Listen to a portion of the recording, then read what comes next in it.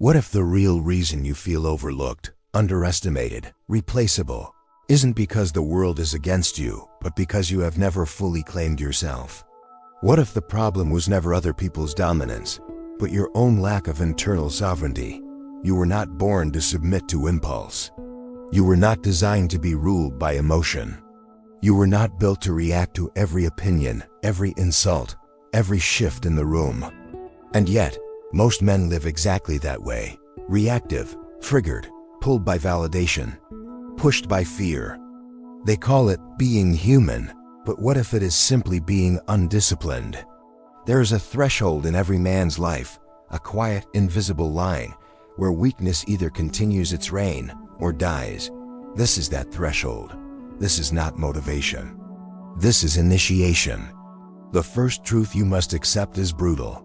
Power does not begin with influence. Power begins with restraint. Most people believe dominance is loud, assertive, forceful. But true dominance, the kind that shifts rooms without words, is internal. It is the ability to feel anger and choose stillness, to feel fear and move anyway, to crave validation and deny yourself the addiction. That is sovereignty. And sovereignty starts with one realization: you are not your emotions. You are the one who experiences them. There is a space between stimulus and response. Most men collapse that space. They react instantly, defending, explaining, over-talking, over-proving. The sovereign man widens that space. In that pause, he decides. Silence becomes his first weapon, not against others, but against his own impulses.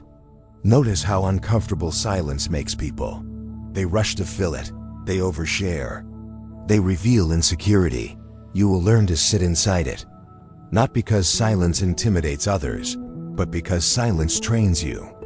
It forces you to observe instead of react, to measure instead of blurt, to choose instead of flinch. Self-dominance is the art of non-reactivity. The world will test you daily. Someone disrespects you. Someone doubts you. Someone outperforms you. Someone ignores you. The undisciplined man feels the surge and obeys it. The sovereign man feels the surge and studies it. Why did that sting? What ego attachment was touched? What insecurity surfaced? Every trigger is a teacher. Most people try to control the world. Few attempt to control themselves. But here is the paradox. The more you master your internal state, the less the external world destabilizes you. You stop chasing approval. You stop defending your worth. You stop arguing for recognition, and something subtle happens. Your energy changes. When you no longer need validation, you become difficult to manipulate. When you are not hungry for approval, you cannot be controlled through praise. When you are not terrified of rejection, you cannot be threatened by exclusion. The leash breaks. This is what psychological sovereignty feels like: calm in chaos, stillness under pressure, measured speech, deliberate action. You begin to move differently, not rushed, not frantic, not desperate, deliberate. Every gesture becomes intentional. Every word becomes precise. You stop explaining yourself unnecessarily. You stop narrating your value.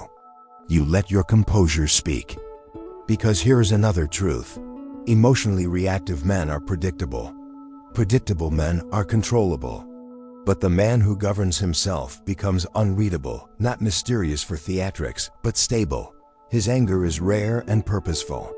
His approval is earned, not scattered. His attention is focused, not leaking into distractions. And discipline, real discipline, is not glamorous. It is waking up when you do not feel like it. Training when your body resists. Working when comfort whispers.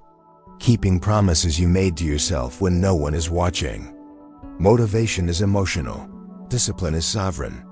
You do not negotiate with your lower self, you command it. When you say you will wake at 5 a.m., you wake. When you say you will train, you train. When you say you will abstain, you abstain. Every kept promise strengthens your internal authority. Every broken promise weakens it. Most men feel powerless because they cannot trust themselves. They set goals and abandon them. They speak ambitions and sabotage them. They rely on inspiration instead of structure. The sovereign man builds routine. Routine is not limitation, it is liberation. When habits are automated, your mind is free for strategy. When your body obeys, your mind leads. When impulse dies, intention lives. You must become ruthless with distraction. Comfort dulls edge. Endless entertainment fractures focus. Validation loops drain ambition. Ask yourself, what habits are quietly weakening me? Scrolling instead of building. Complaining instead of executing. Reacting instead of reflecting. Each indulgence is small, but repeated daily, it becomes identity. And identity determines destiny. Self-dominance requires sacrifice. You will lose comfort. You will lose instant gratification. You may lose people who preferred your weaker version, because not everyone benefits from your discipline. Some prefer you reactive, emotional, predictable. Your calm will unsettle them. Your silence will confuse them. Your refusal to react will frustrate them. Let it. You are not responsible for their comfort. You are responsible for your command. There is a reason disciplined men radiate gravity.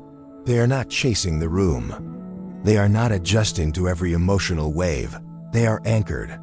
And anchored men influence without trying. But remember, influence is a byproduct. The mission is mastery. You are building a fortress inside your mind.